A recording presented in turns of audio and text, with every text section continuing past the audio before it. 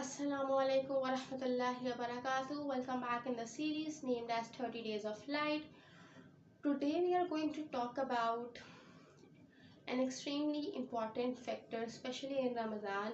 You heard it all over the internet nowadays that we have to seek forgiveness in this holy month. It's extremely important to make sure to accept that we are full of sin, no matter how large it is or no matter how small it is. We all are sinners, we are born as sinners, and we have to seek forgiveness from Allah subhanahu wa ta'ala, and for that reason we have to accept that we have sinned.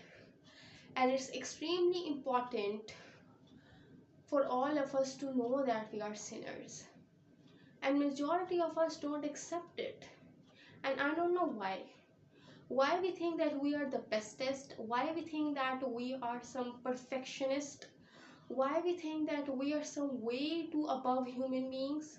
We are not. We have done so many wrong in our life that our heart is getting a black spot every single, like at every single sin, and now it's so fully black that we don't even understand that what is going on within us. Our soul is getting tired. Why?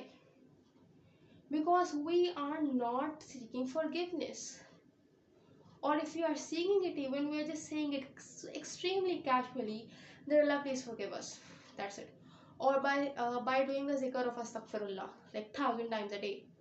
This is not what seeking forgiveness is. Seeking forgiveness is all about making your heart out in front of Allah, telling him each and every situation how you get into that sin, how Allah helps you to come out of that sin, how that sin affects you, whatever the situation might get or may get in that particular time period.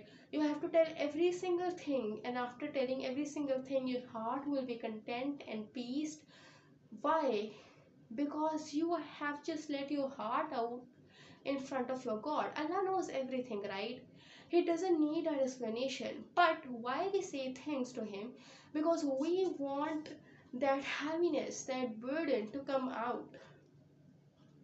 That heaviness on our heart is basically making us a bit distant from Allah subhanahu wa ta'ala in a very weird way, that we don't feel that we are being distant, but our soul is feeling the distance. And this is so weird, like your body needs food and water, your soul also needs some food and water, and that food and water is just talking to Allah subhanahu wa ta'ala. Simply, that is the food and water for your soul. And when you don't